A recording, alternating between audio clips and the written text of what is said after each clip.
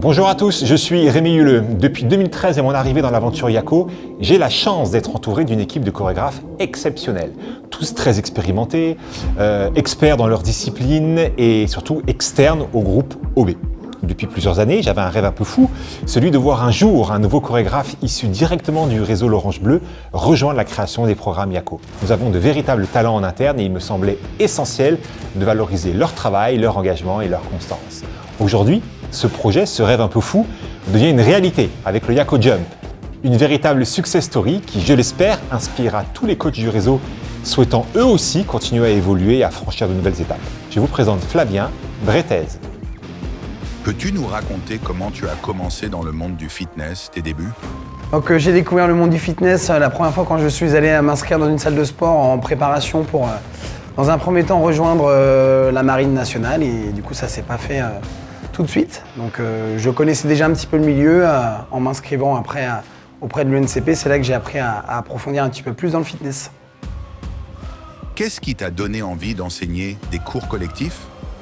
Donc, j'ai eu toujours la chance d'être encadré par des personnes passionnées et notamment mon tuteur à l'époque, Adrien, qui avait vraiment cette passion pour le métier. Je sais que quand j'allais sur la partie cours collectifs, voir l'énergie qui était dégagée, ce qui m'a donné envie de faire des cours collectifs. Depuis quand es-tu dans le réseau L'Orange Bleu? Alors moi je suis dans le réseau Orange Bleu depuis 2015 où j'ai commencé ma formation. Quelles ont été les différentes étapes de ton parcours jusqu'à aujourd'hui? Alors c'est très simple, j'ai commencé en 2015 justement en tant que stagiaire à l'Orange Bleu de Challans. Ensuite l'année d'après j'ai eu la chance de pouvoir être recruté en tant que coach. L'année encore d'après, en 2017, je suis passé responsable du club. Et prochainement, donc responsable de club jusqu'à aujourd'hui et prochainement, bientôt, futur gérant de cette même salle que je vais pouvoir racheter en co-gérance. En parallèle de ça, j'ai rejoint la team Yako pour les tournages, donc le premier en 2018 en tant que shadow. Ensuite, j'ai rejoint la team en tant qu'élite sur la saison numéro 3, donc de 2022 à 2023. Ensuite, je suis revenu sur les tournages en tant qu'élite pour le tournage All-Star.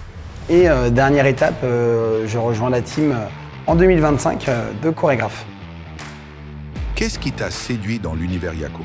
Je dirais ce qui m'a séduit avant tout, c'est l'équipe de chorégraphes. J'ai toujours été admiratif du travail de la team de chorégraphes. C'est pour ça que je me suis beaucoup inspiré d'eux et ça m'a motivé à rejoindre la team Yako. Comment s'est passée ta toute première rencontre avec la team Yako? Alors la toute première rencontre, elle est un petit peu drôle pour l'anecdote. C'était un petit hold-up puisque j'ai rejoint la team Yako où j'étais même pas encore coach. J'étais encore un simple stagiaire. J'ai eu la chance d'avoir gagné le titre meilleur espoir à ENCP en ça devait être 2016 si je dis pas de bêtises. Et du coup j'ai eu la chance de participer au salon du Body Fitness. Et je n'étais encore qu'un simple stagiaire. Donc très très belle expérience qui m'a amené jusqu'à aujourd'hui au poste de chorégraphe. Quelle a été ta vision sur l'évolution du Yako Jump?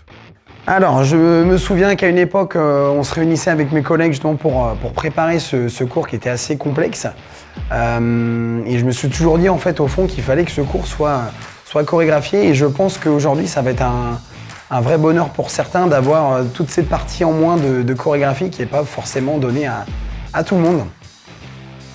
Quelle phrase ou mantra te motive au quotidien? On m'a toujours dit voilà, une phrase qui est toujours restée avec moi depuis. On m'a dit un jour « entraînement difficile, guerre facile ». Et j'aime beaucoup cette phrase. Voilà, quand on s'entraîne dans les pires conditions, qu'on va vraiment chercher la performance jusqu'au bout, le jour où on a besoin d'être performant en compétition et que tout va bien, eh bien, il ne peut rien nous arriver. Donc j'aime beaucoup cette phrase.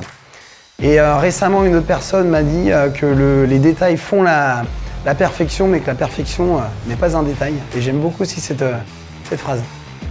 Si tu pouvais donner un conseil à un autre coach du réseau qui souhaiterait également évoluer comme toi tu as pu le faire, ce serait quoi?